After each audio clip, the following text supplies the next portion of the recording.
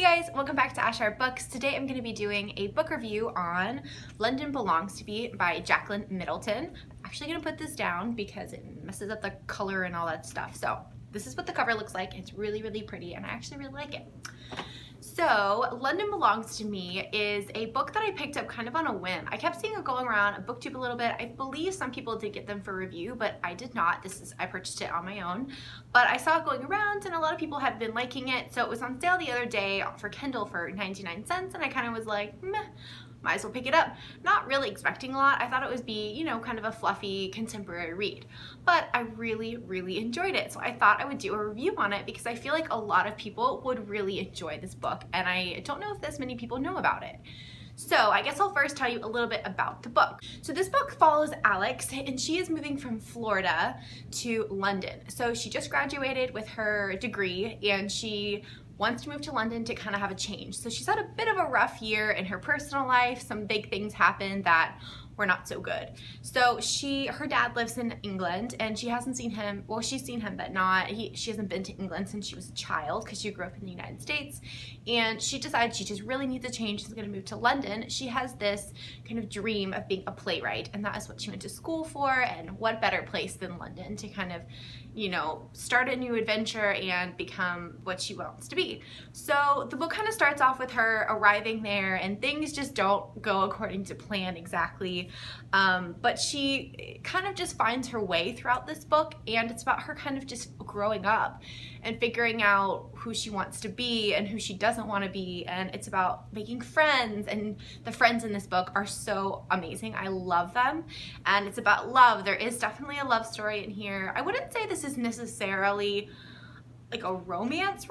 I'd say it's a coming of age story with a romance in it, to me at least. That's my personal opinion, but I thoroughly enjoyed it.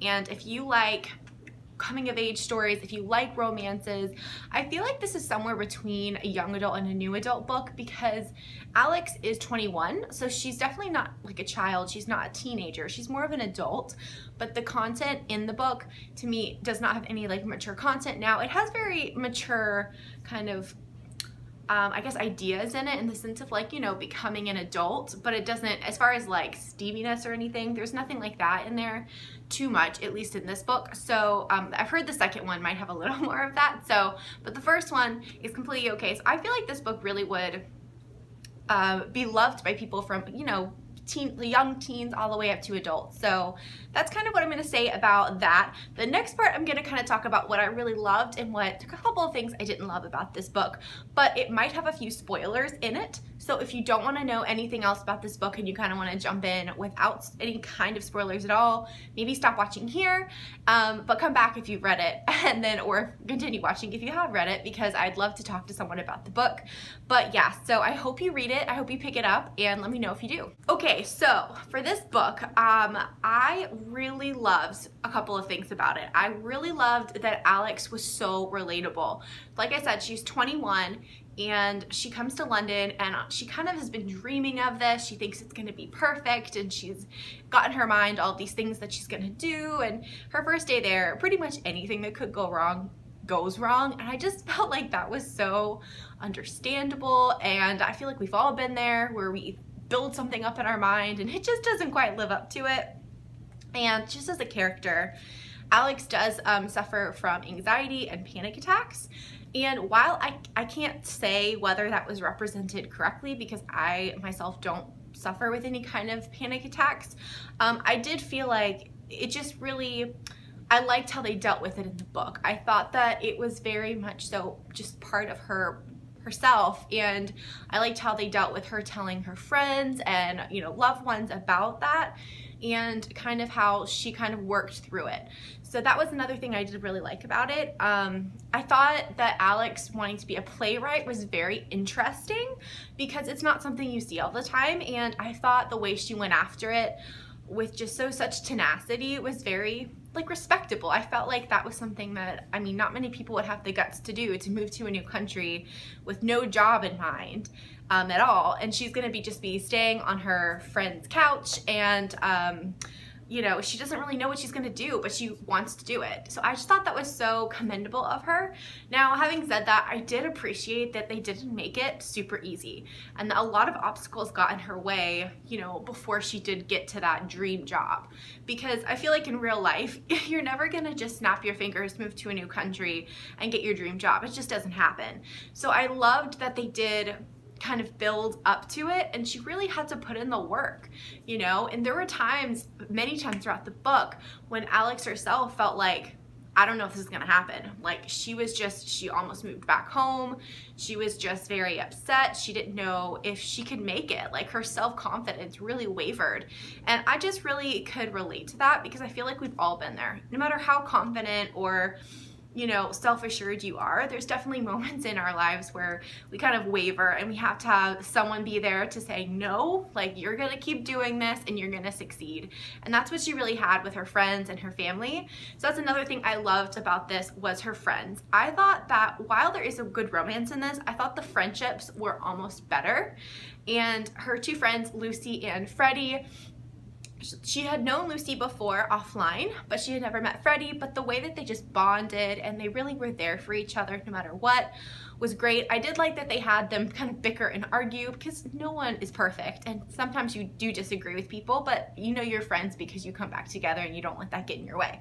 So I really loved the friendships in this. I just thought it was such a beautiful kind of idea of going to a country and meeting new people and kind of not being, like, getting rid of that loneliness. I thought her grandmother was so hilarious, and her dad in the story was fantastic. Then you have her love interest, Mark, who is an Irish trying to be actor. So he's kind of a working class guy, because he's, you know, working side jobs, trying to audition for things to become an actor. And he is just the sweetest person. I loved him. He was just so swoon worthy, and I loved how they both were trying to work their way up in life. They're trying to get to their dream jobs, and they both have separate dreams, but they both could kind of get there together. And it was definitely a slow burn romance. Like, it wasn't a snap your fingers and it happens type thing. It definitely took time, but that makes sense. She just moved here from a new country. She had a lot of baggage from her past, and I felt like it would take a while for her to open herself up and find someone new that she would like to, you know, be with. So I love the romance. I thought it was really great. I'm really excited to read the second book, because I know it takes a kind of bigger look at that, because obviously it's forward in time, and it kind of looks at where they're at in life now after they've both kind of succeeded and gotten to what they wanted, what their dream job is, and kind of examines that a little bit. So there were a couple things that I didn't love. Now, having said that, I don't think I said, but I did give this book 5 out of 5 stars, because I just really enjoyed it. I couldn't put it down. I thought it was a great young adult, new adult book about, like, a coming of age story, but there were a few things that just kind of were, like, not my favorite. One was just that I felt like it was a little wordy at times. It was a kind of a longer book, and I don't know, it took me a little bit to get through. I don't know if it was just my mood or what, but to me, there was a couple of, like, areas in the book that just went a little slow, and I felt like we had kind of already read something similar before, and it could have been wrapped up a little bit quicker. So that's just kind of my opinion. And the only other thing is just, I felt like most of the time I completely agreed with Alex's decisions, and I felt like it was really relatable. There were a couple of times throughout the book where I felt like she was just moving backwards instead of forwards. And at the time of reading it, it kind of annoyed me, because I just wanted her to move forward and get to where she wanted to be.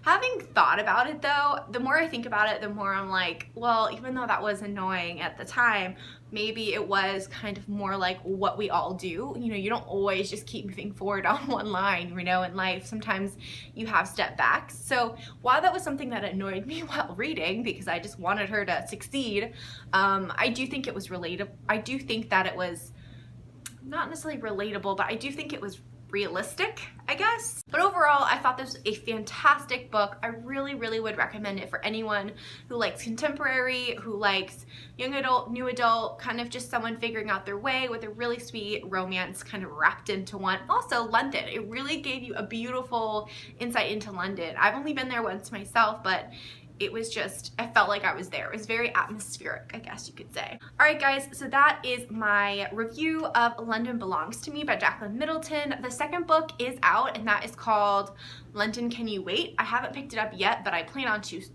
soon.